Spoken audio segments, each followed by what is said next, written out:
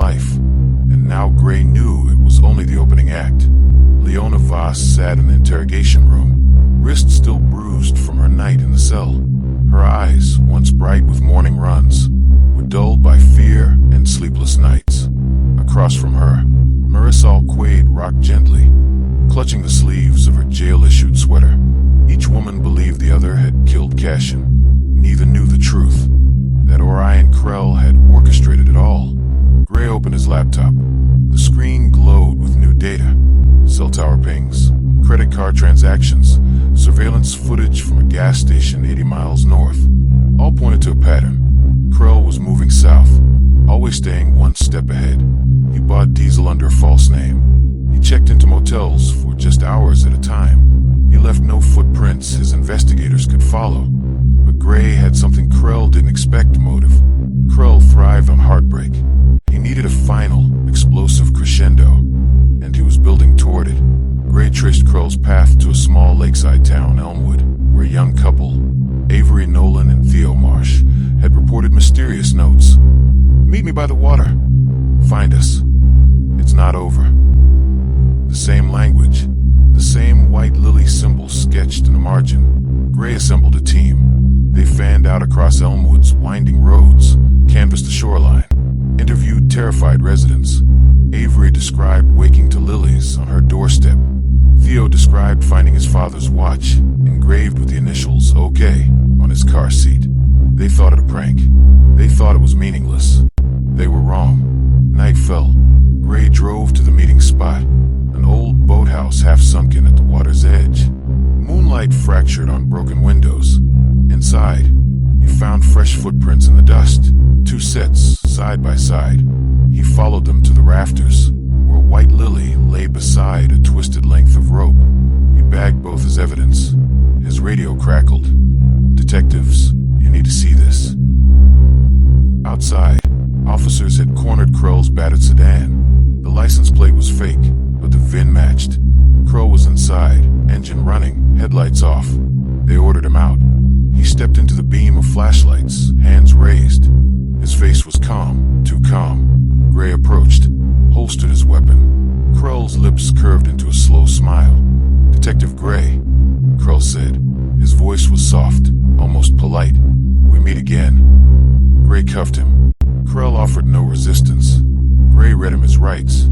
As Krell was led away, he whispered to Gray, "You don't understand. I set them free." In the boathouse, Gray examined the rope. It matched fibers found on Cassian's bindings. He photographed the lily. He scanned the rafters for prints. Avery Nolan and Theo Marsh arrived, drawn by the commotion. They stood trembling at the door. Gray showed them the lily. "They found us inside," Gray said. "And this." He held up the rope. Avery gasped. Theo's face went white. "They wanted us to end it," Avery whispered. "He said we'd be together forever." Gray nodded. "He needed you to hurt each other." Krell's trial began 1 month later. He sat expressionless as prosecutors described the Richardson and Drake murders and the attempted killing of Nolan and Marsh. He watched Leona and Marisol testify, their pain on full display. He watched Avery and Theo break down on the stand. He heard jurors whisper that Krell was a monster. At the defense table, Krell's attorney argued mental illness, manipulation, diminished capacity. Krell declined to testify. He stared ahead, lips twitching. On the final day, the jury returned guilty on all counts. 2 murders, 2 attempted murders, conspiracy, life without parole. Krell's smile vanished as the judge pronounced sentence, his final hope extinguished. Outside the courthouse, Detective Gray watched Krell led away. He felt an emptiness, familiar echo.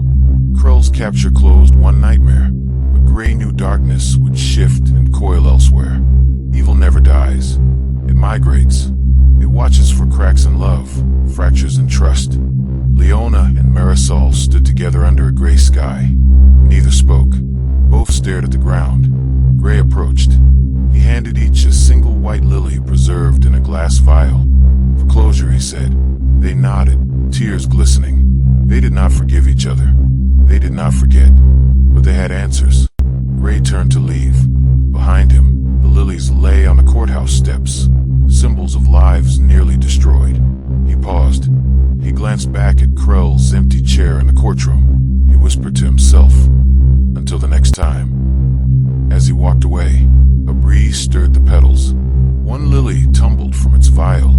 It landed on its side, petals brushing the stone. And somewhere beyond the city limits, in a darkened room, a new pair of eyes watched surveillance feeds of Gray's arrest of Krell. A new message blinked on a cracked smartphone screen. "Congratulations, detective. Want to play again?" Below it, a single white rose emoji. The game was far from over. Cloaked in Crime. Subscribe. Comment your theory, if you dare.